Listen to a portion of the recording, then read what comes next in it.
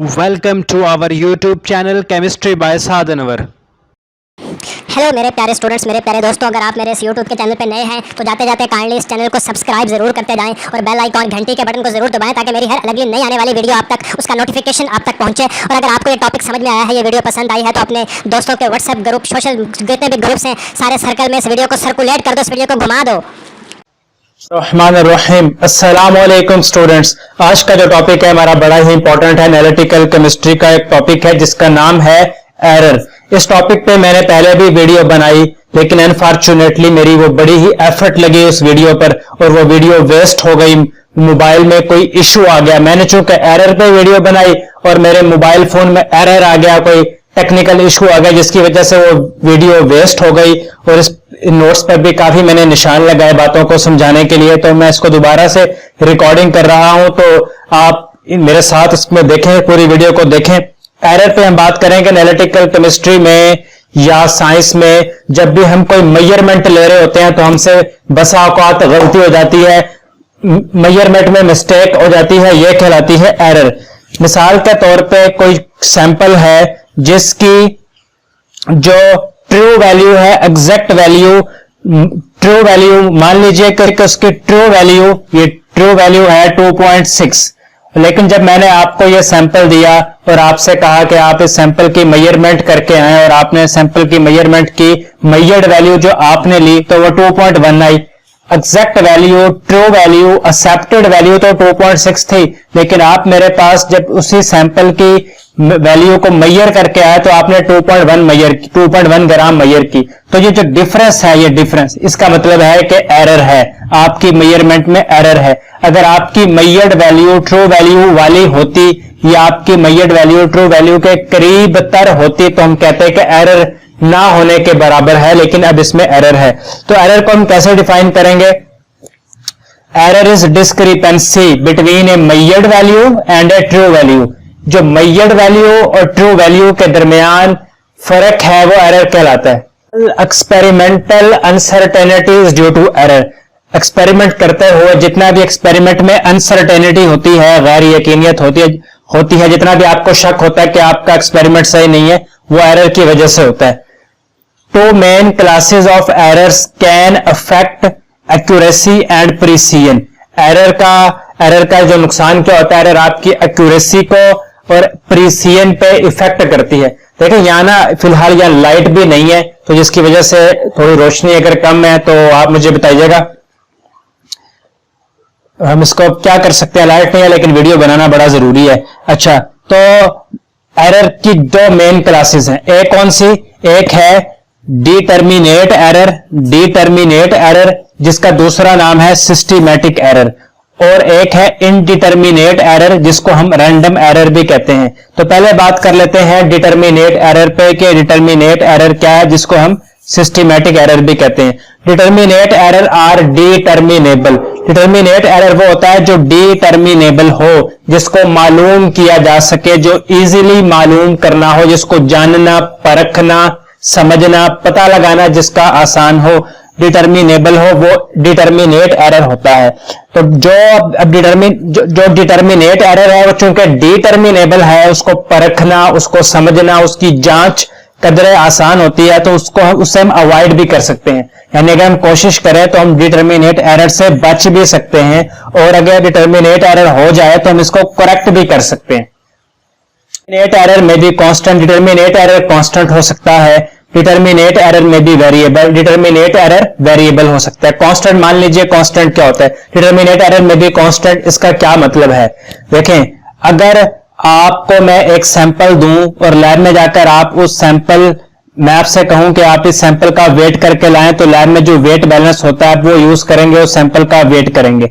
लेकिन wait balance को use करने से पहले वेट बैलेंस को हम कैलिब्रेट करते हैं। यानी कैलिब्रेट करने का मतलब यह है कि वेट बैलेंस सिर्फ सैंपल का वेट बताए, और अगर वहां एयर है या कोई और चीज है या जिस पेज के टुकड़े पे हमने सैंपल रखा हुआ उसका वेट ना बताए, सिर्फ सैंपल का वेट बताए, ये कहलाता है वेट बैलेंस की कैलिब्रेशन।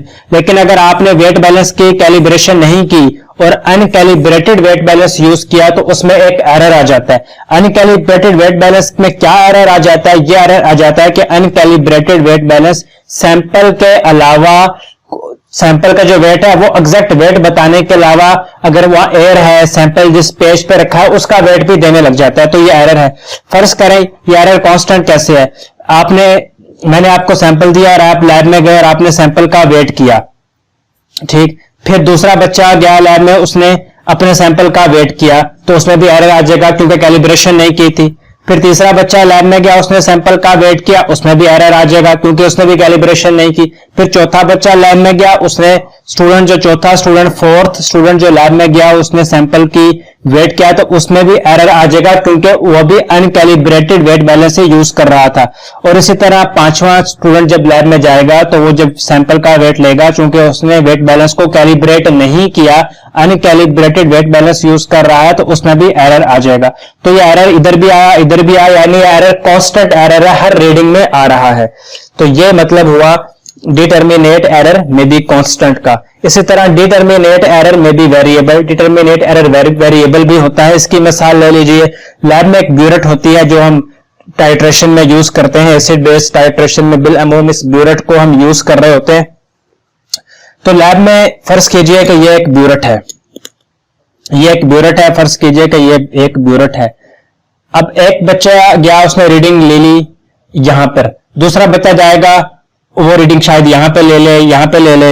मान लीजिए कि एक बच्चे ने रीडिंग ली 23 ml, अब दूसरा स्टूडेंट गया, उसने रीडिंग ले ली 24 ml, सही तरह उसने ब्यूरेट को रीड ना किया।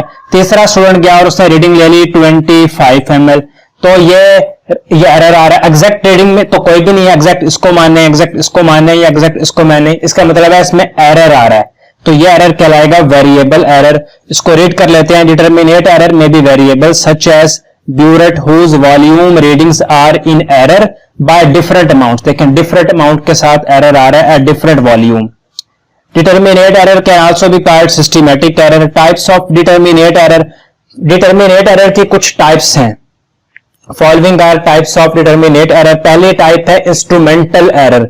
Instrumental error is a type of determinate error. नाम से जाहिर हो रहा है कि ये एरर इंस्ट्रूमेंट का एरर होगा, ये एरर आपके ऑपरेटर्स का एरर होगा, ये एरर आपके इक्विपमेंट का एरर होगा। Instrumental error is due to faulty equipment. अगर आपका इक्विपमेंट फॉल्टी है, उसमें कोई गलती है, फिर तो एरर आएगा। या अनकैलिब्रेटेड वेट बैलेंस यूज कर रहे हैं या अनकैलिब्रेटेड ग्लास वेयर यूज कर रहे हैं, तो ये इंस्ट्रूमेंटल एरर में आता है। अनकैलिब्रेटेड वेट बैलेंस का क्या मतलब है? देखें, जब भी हम लैब में जो वेट बैलेंस होता है उस पर वेट कर रहे होते हैं तो हमने उसको कैलिब्रेट करके 0-0 करते हैं, 0-0 करते हैं ताकि वो सिर्फ सैंपल का वेट दे। अगर वेट बैलेंस पे पहले से ही मान लीजिए कि 0.01 ग्राम शो हो रहा है और ऊपर से आपने अपना सैंपल रख दिया, तो वजन ज्यादा आएगा, जो सैंपल का एक्चुअल वेट आना चाहिए उससे ज्यादा आएगा वेट, क्योंकि 0-0 नहीं था, पहले से थोड़ा सा वेट शो हो रहा था, ऊपर से आपने सैंपल उस पर रख दिया तो वेट सैंपल का कदर ज्यादा शो होगा, तो यानी एरर आ गया। एरर इस वजह से है, इंस्ट्रूमेंट की वजह से, तो ये इंस्ट्रूमेंटल एरर कहलाएगा। डिटर्मिनेट एरर की एक टाइप्स है ऑपरेटिव एरर। ऑपरेटिव एरर का मतलब है कि लैब में जब बंदा काम कर रहा होता है, तो किसी भी केमिस्ट का लैब में काम करना कहलाता है उसका ऑपरेशन। ऑपरेशन का मतलब होता है कि अगर आप एक बीकर से दूसरे बीकर में कुछ डाल रहे हैं तो ये ऑपरेशन कहलाएगा। लैब में कोई भी काम कर रहे हैं, वो लैब में आपका काम करना ऑपरेशन कहलाएगा।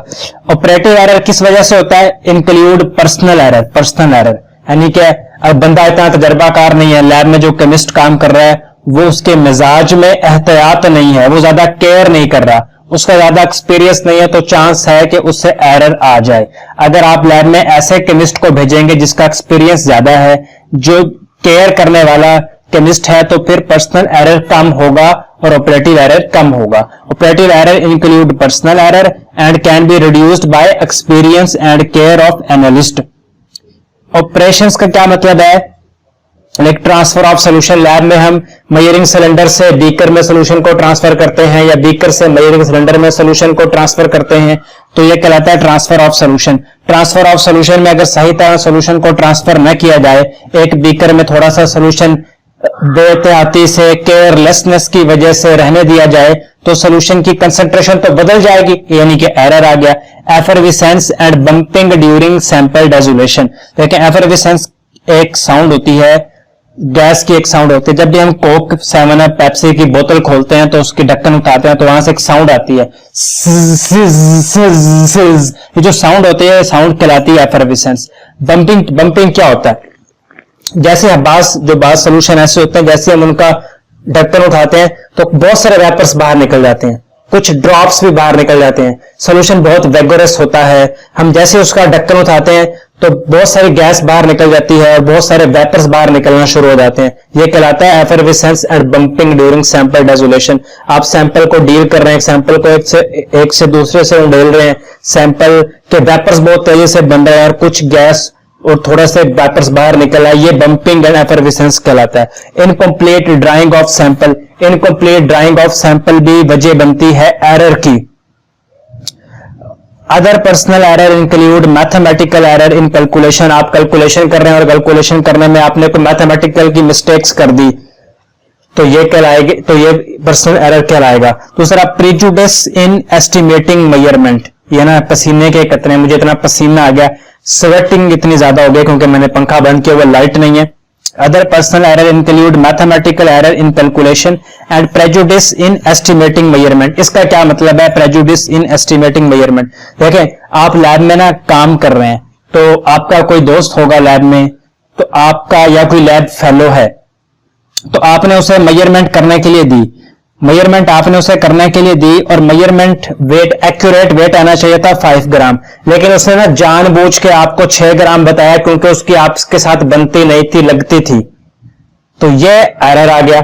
इस तरह का एरर कहलाता है prejudice in estimating measurement.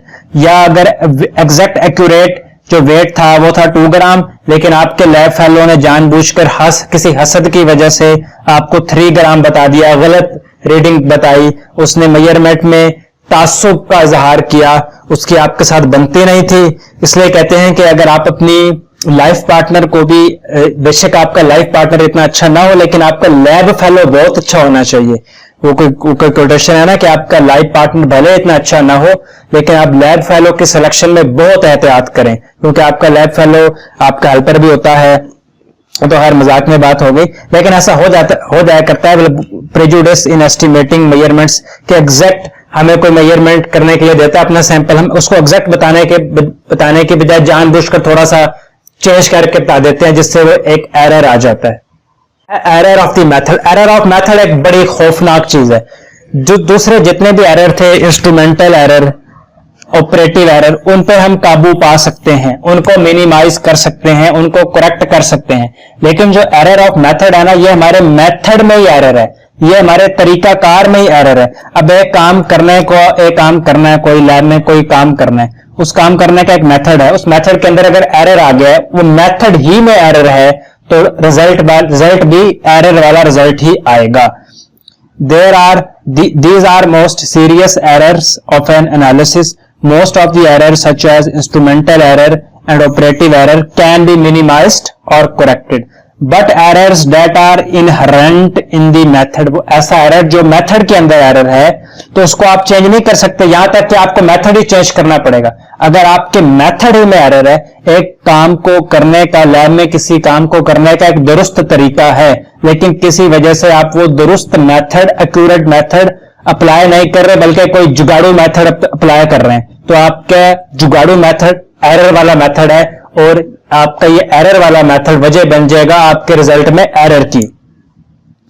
But errors that are inherent, यानी जो नेचर में ही हो मेथड की, in the method can not be change unless the condition of determination are changed. Some sources of methodic errors. Methodic errors के कुछ जराए, यानी कोई ऐसी चीजें जो मेथोडिक एरर की वजह बनती हैं। इसमें एक है को प्रेसिपिटेशन ऑफ इम्प्योरिटीज। इम्प्योरिटीज की को प्रेसिपिटेशन। आप चाहते हैं कि आपके सैंपल में से इम्प्योरिटीज बाहर निकल जाए, लेकिन इम्प्योरिटीज बाहर नहीं निकलती बल्कि प्रेसिपिटेट हो जाती है। बॉटम में बैठ जाती है, तो ये कहलाएगी coprecipitation of impurities. Slightly solubility of a precipitate, आप चाहते हैं कि आपका प्रेसिपिटेट बिल्कुल भी आपके सैंपल में सॉल्युबल ना हो, लेकिन आपका प्रेसिपिटेट किसी वजह से आपके सैंपल में थोड़ा सा सॉल्युबल हो जाता है, तो ये एरर की वजह बन जाएगा। आप चाहते हैं कि आपके काम में बिल्कुल साइड रिएक्शन ना हो, लेकिन वहां साइड रिएक्शन हो जाता है, तो ये एरर बन जाएगा। आप चाहते हैं कि आपका रिएक्शन कंप्लीट हो जाए, लेकिन रिएक्शन आपका कंप्लीट नहीं होता, किसी भी वजह से आपका reaction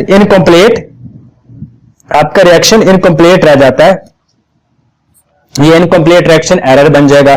impurities in the reagent, आप जो रिएजेंट जो केमिकल यूज कर रहे हैं, आप चाहते हैं वो उसमें इंप्योरिटीज ना हो, लेकिन वो किसी सस्ती कंपनी से आपने खरीद लिया, और या आपने डब्बा सही तरह टाइट नहीं किया, और किसी तरह से डिब्बे में, केमिकल के डिब्बे में इंप्योरिटीज आ गई, तो इंप्योरिटीज वाला रिएजेंट जब आप यूज करेंगे तो रिजल्ट्स में एरर आएंगे।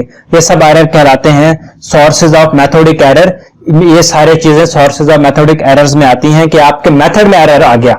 पढ़ते हैं When errors become intolerable, देखें जब आपका एरर इस लेवल का, इस दर्जे का एरर आ जाए आपके रिजल्ट में, आपके ऑपरेशंस में, आपकी रिसर्च में, इस लेवल का, आपके एक्सपेरिमेंट में इस लेवल का एरर आ जाए कि वो काबिल बर्दाश्त हो, तो इनटॉलरेबल हो जाता है, तो फिर आपको दूसरे मेथड की तरफ जाना चाहिए। Another approach to the analysis must be made. Sometime we are forced to accept a given method in the absence of a better one. बाज़-औक़ात हमारी मजबूरी बन जाता है कि हम उसी मेथड को यूज करें। एक काम हम करना चाह रहे हैं लैब में, और उस लैब में उस काम को करने के लिए जो मेथड हम इस्तेमाल कर रहे हैं, उस मेथड में एरर है, लेकिन हमारी मजबूरी है कि फिर भी हम उसी मेथड को यूज करें क्योंकि सुपरवाइजर ने बोला है, या दूसरा मेथड कोई है नहीं, कोई लैब में अपरेटस नहीं है, दूसरा कोई मेथड ऐसा है नहीं जिसको हम फौरी तौर पे यूज कर सकें।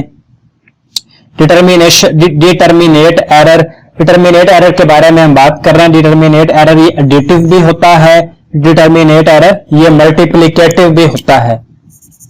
डिटर्मिनेट एरर ये एडिटिव भी होता है और डिटर्मिनेट एरर ये मल्टीप्लिकेटिव भी होता है। ये क्या बात है, इस पर हम अलग वीडियो बनाएंगे। This depend on the nature of error and how it enter into calculation.